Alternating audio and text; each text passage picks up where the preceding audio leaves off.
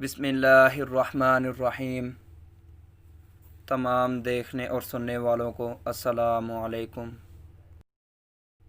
मेरी माँ कौन ख़रीदेगा। दोस्तों, किसी देहात में एक बेवा औरत रहा करती थी।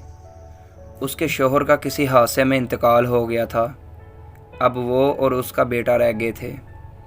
औरत ने बड़ी हिम्मत दिखाई और अपने घर ही में लोगों के कपड़े सिलाई करने लगी। जैसे कैसे मेहनत करके उसने अपने बेटे को पाला, उसे अच्छी तालीम दिलाई और फिर एक दिन आ ही गया कि उसके बेटे को अच्छी नौकरी मिल गई।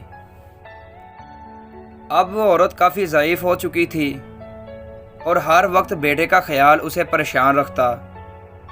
देर शाम तक वो इसका इंतज़ार करती कि वो कब आए और मैं उसे खाना दूँ। लड़का भी बहुत नेक था। वो भी अपनी माँ का एहसास करता और अक्सर ऑफिस से घर आने के बाद वो घर के बाकी कामों में माँ की मदद करता। एक दिन उसकी माँ ने सोचा कि अब मुझे अपने बेटे की शादी कर देनी चाहिए। गोया उसने नेक सीरत लड़की की तलाश शुरू कर दी। 2-3 माह के अंदर ही उसने एक अच्छे घराने में बेटे की शादी तय कर दी। शादी का दिन मुकर्रर हुआ।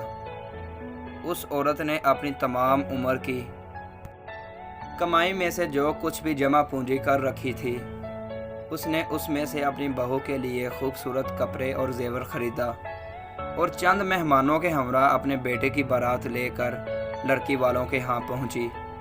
उनका बहुत उम्दा इस्तकबाल किया गया और निकाह हुआ और सब मेहमान खाना खाने लगे। वो औरत अपने बेटे के पास बैठी थी कि स्टेज पर दुल्हन की आमद हुई। उसने सोफ़ा पर बैठते ही लड़के के करीब होकर उसके कान में कहा कि आप मेरा एक काम कर दें। लड़के ने ताज्जुब से पूछा, बता दीजिए क्या बात है।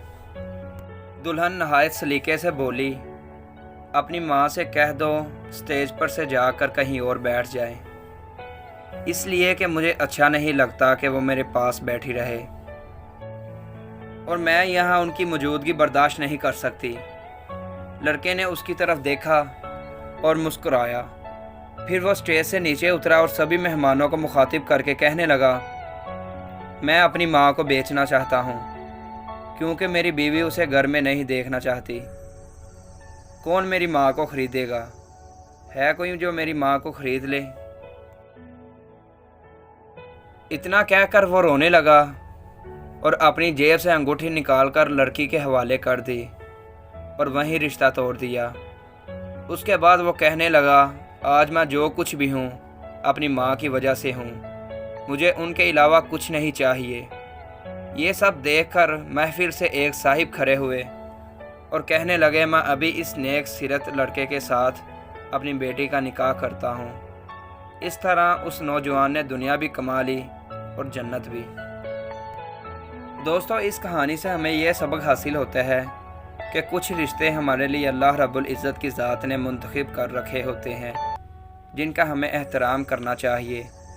अगर ये बात दुरुस्त है कि रिश्ते आसमानों पर बनते हैं, तो ये बात भी 100% दुरुस्त है कि वो रिश्ते 2 लोगों के नहीं बल्कि 2 ख़ानदानों के होते हैं।